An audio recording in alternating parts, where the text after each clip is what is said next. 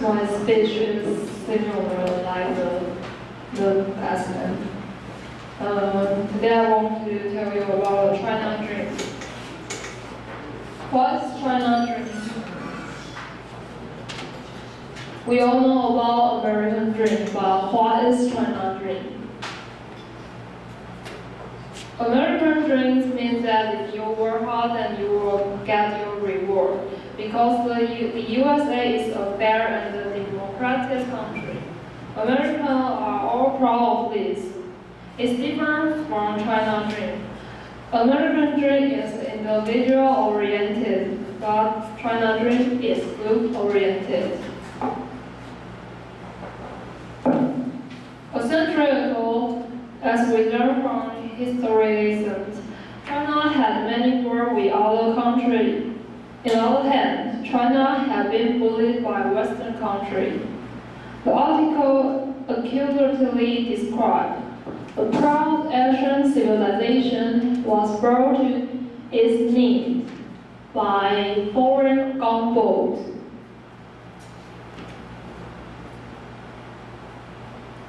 Some leader of China called it a center of humiliation to express their resentment. Let's take some example. The Opium War in 1839 is the first war that symbolized the faster or less Qing majestic. So does war with Japan, anti-Japanese war. Such many wars make the confidence of the nation descended. But now it's all different. This picture is taken during the eight-nation alliance.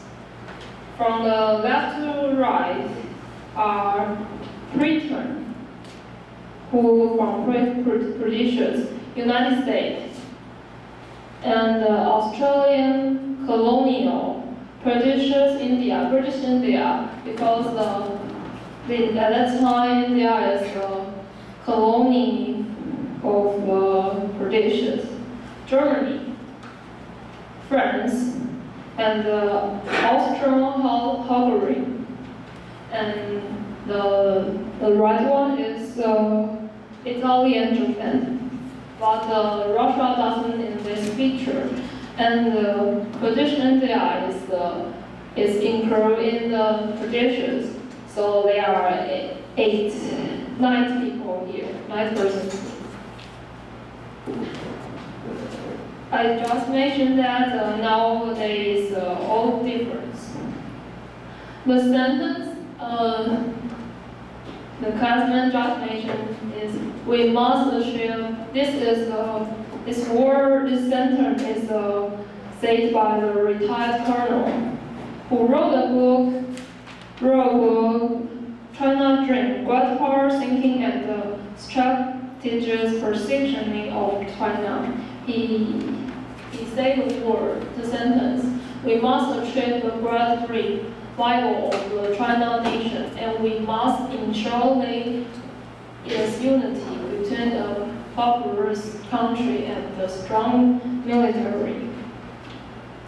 It means that China wants to be the best no matter in economy or military.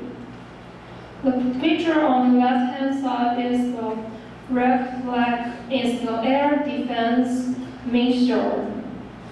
The other one is the China leader who entered in 2012. His name is Xi Jinping. To be precise, China has the most foreign exchange reserves in the world, which means foreigners consider China is worth to invest in making it become the world factory. The second, more and more Chinese become rich. China's consumer now rank as #1 by the luxury goods, such like Louis Vuitton or Prada. It means that Chinese business is prosperous. On June 7, 8, 2030, there is a summit held in California. At that time, he had said their army would always be prepared for war. What a dangerous opinions. Wherever they attack Taiwan, and our teammate will tell you more.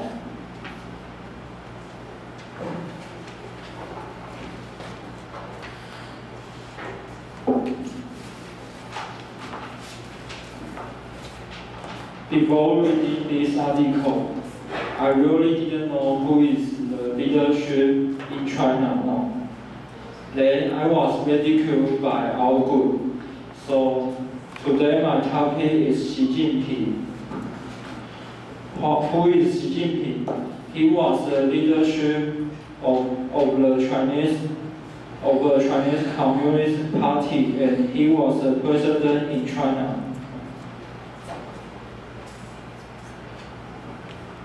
He took his toll on territorial disputes, and he predicted that China will become a shared military power in Asian region by 2049.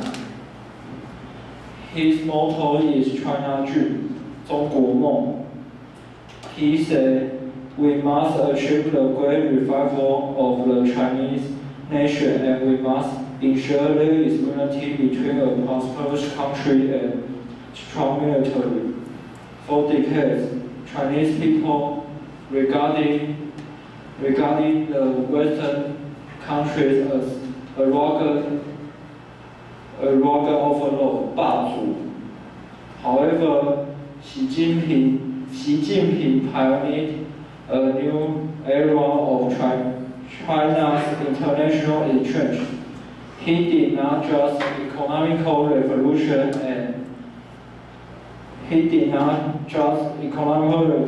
but political and cultural too.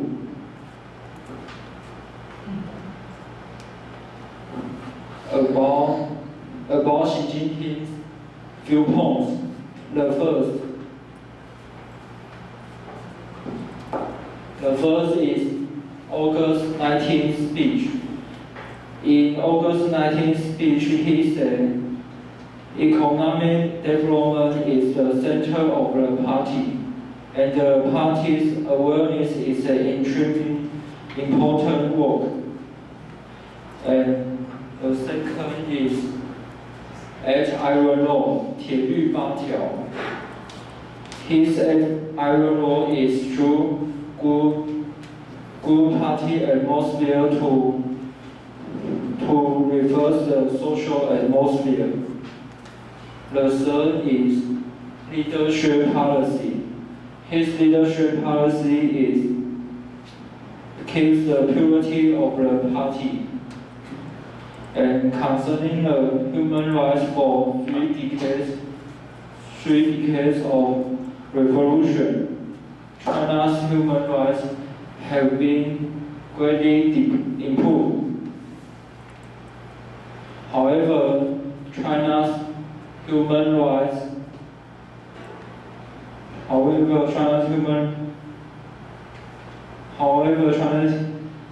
China's large population and the regional difference have caused uneven development. It is a major challenge for Xi Jinping.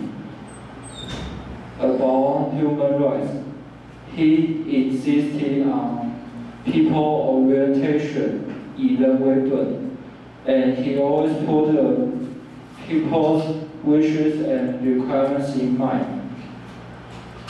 And concerning the military, he focused on changes in the development of international strategy situation and the national security environment.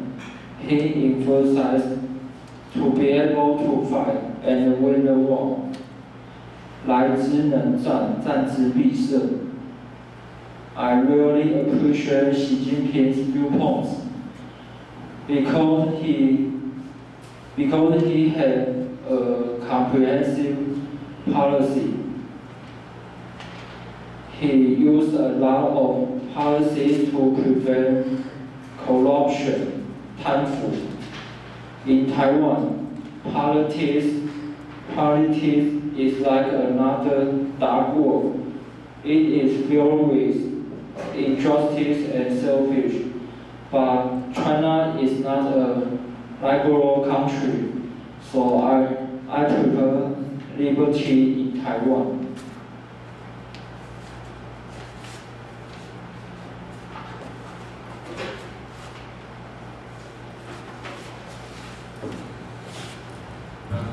Now I'm going to tell you about China's economy. In past few years, we have seen China grow economically and expand its international reach. So that today it has a very promising future. And now China is the biggest trading country and is the second largest economy. So I'm going to tell you what causes China grow economically. First, economic globalization. The Chinese government implemented the opening up policy in 1978, and it really meets their expectation. The policy includes establish special economic zone, foreign trade, and appeal foreign investment. These create opportunities for migrant workers.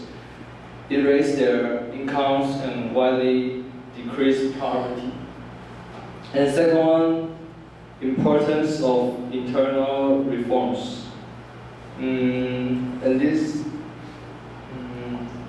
These reforms, especially in rural communities and inland areas.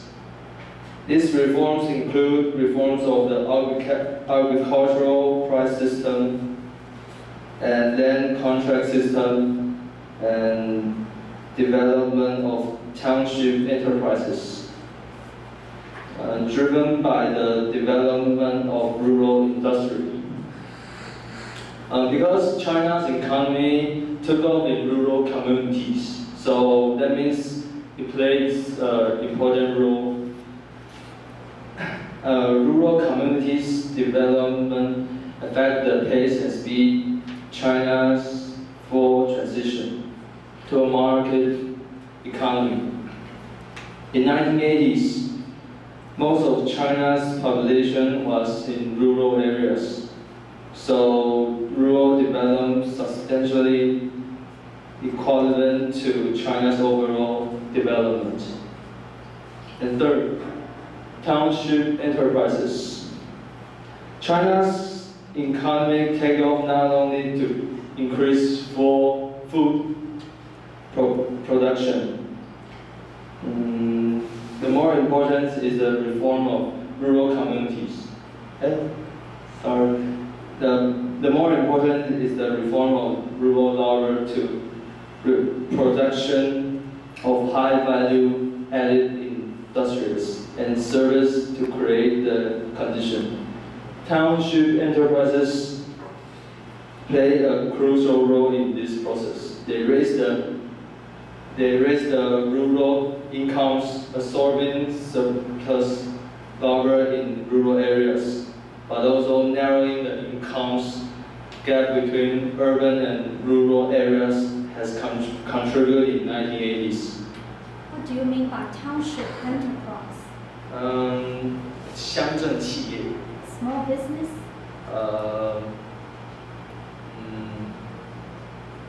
Kind of. Okay, go on. A special economy zone. First, local advantages. And it is beside Taiwan, Hong Kong, and Southeast Asia. And second one, convenience transportation, either land or sea transportation. And it has a vast hinterland. The products can also sold to mainland. Fourth, abundance of resources and cheaper labor. These all make more favorable for foreign investors, developers, and operators.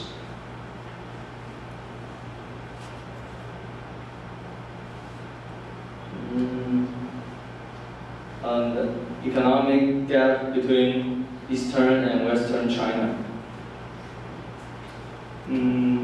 The eastern coastal provinces were general industrial, but middle and west provinces were relatively fall behind.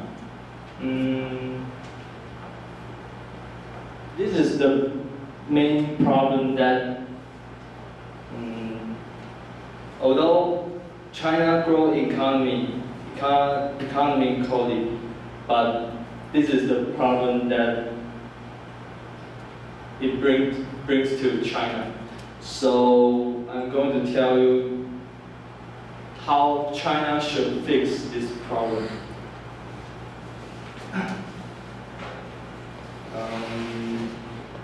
First, reform is still halfway.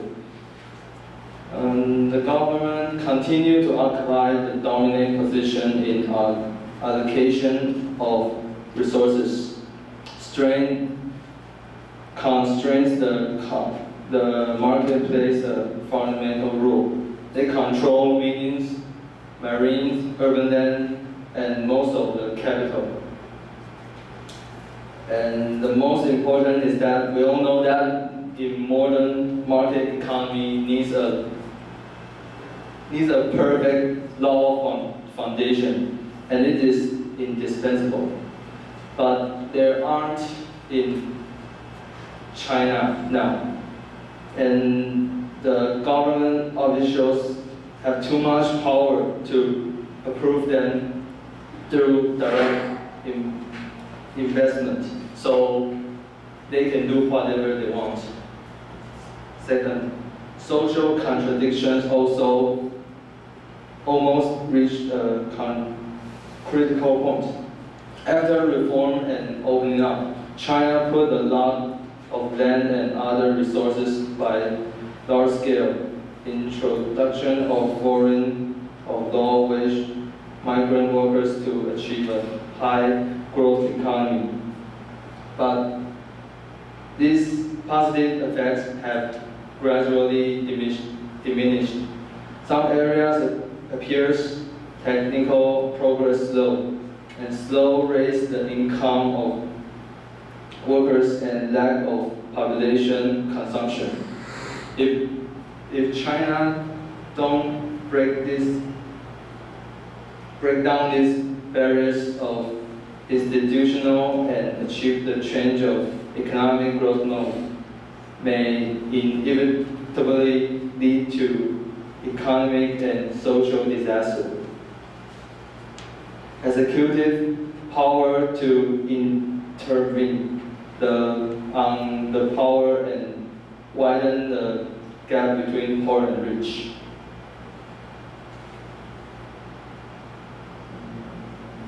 Time's up. We need to wrap it up here.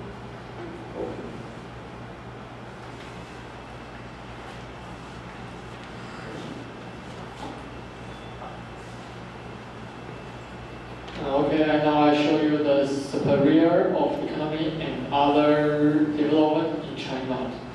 So far, population in China is approaching 1.4 million mark. In other words, they are almost 1/5 of the global population. This information told us, which means China have abundant human resources. One advantage is that they can use elitism policy, 精英主义, 精英政策 on many developments like science, architecture, and other electronic technology. Although those elites just a little part Does not mean other people are useless. Service and industry, in fact, they are the main power which push the China to international stage. Because transportation, renewal, and abundant cheap labors, China become the world factory now. Many products like toys, caps and clothes, steel, and many home appliances occupy the most percentage in the world because they are the budget is very low. So many countries have commercial trade with China. We can see the line chart. The economic growth was growing simultaneously with the population growth in net line chart. We can see the middle-aged population is still maintaining up to 70%. After 2005, just prediction. Because of the one-child policy, the elderly population will suppress the juvenile population, but now the middle-aged population is such a high percentage, so that's why they can. The labors are very cheap.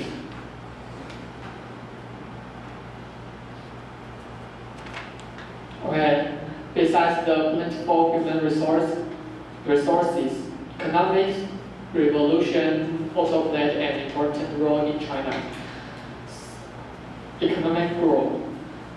The strategy was that establish special economic zone, the so-called SEZ, 厦门、汕头、深圳 and Zhuhai, that attracted foreign investment and promote industrial development in the coastal line, which would lead to China's landlocked development. In 1985, officially formed 3 economic zones: Western, Central, and Eastern coastal. Western zone. This is an oil-rich and here is also full of meteorites, which is better for industry, but the disadvantage is that Western zone lack of water, and there are many complex terrain, so that obstructs the path led to inland. And you can see Central zone. The place is China's crucial grain producing area, pastoral and forest. Besides, they are full of coal, which means there is favorable for industry. The advantage is eligible location, because it's just in the middle of Western and Eastern. Rich human resources and good industrial base. Labor-intensive industries in Eastern is transferred to this place gradually. And now you can see the Eastern coastal zone. The zone is very narrow, but the population is the density is very high. With convenience in transportation, here is the most developed economic zone in China.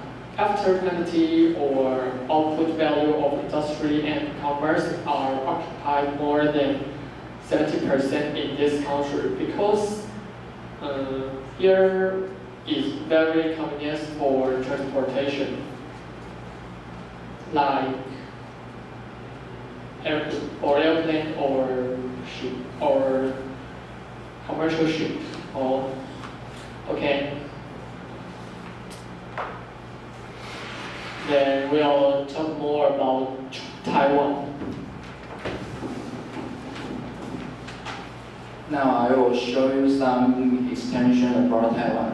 Taiwan, officially the Republic of China, is a state in East Asia, originally based in mainland China. The Republic of China now governs the islands of Taiwan, which makes up over 99% of its territory, as well as Penghu, Jinmen, Matsu, and other minor islands. Taipei is the seat of the central government.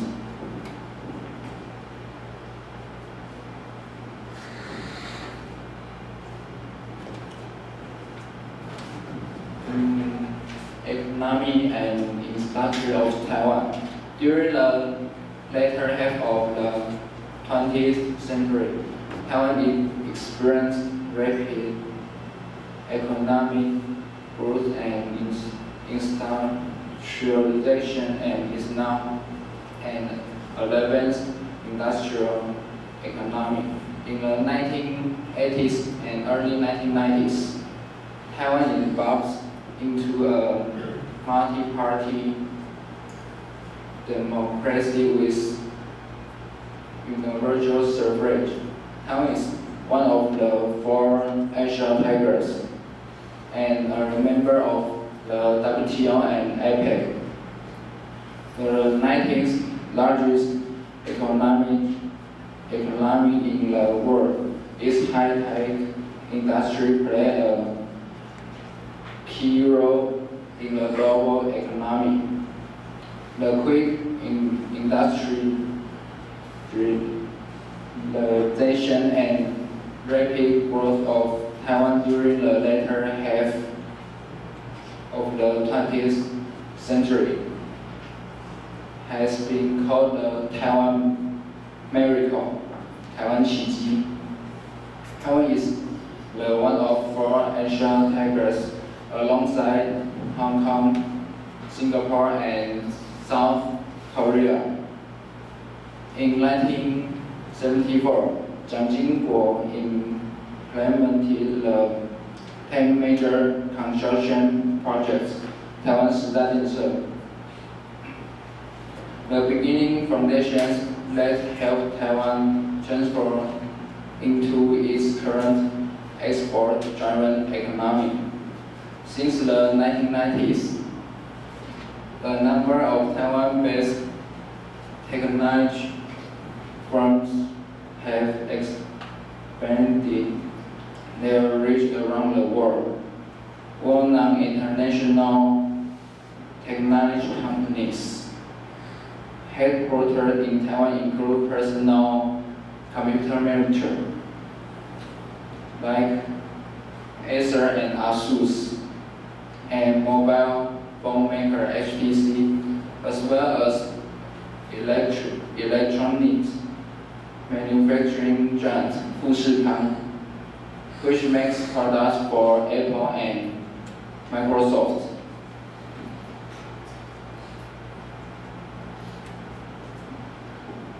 Military of Taiwan. The Republic of China Army takes its roots in the National Revolutionary Army, which was established by Sun Zhongshan in 1925 in Guangdong, which is with a goal of reunifying China under the Kuomintang. The Republic of China maintains a large and technologically advanced military, mainly as defense against the constant threat of invasion by the PRC 中共 under the 反分裂国家法. From 1949 to the 1970s, the primary mission of the military was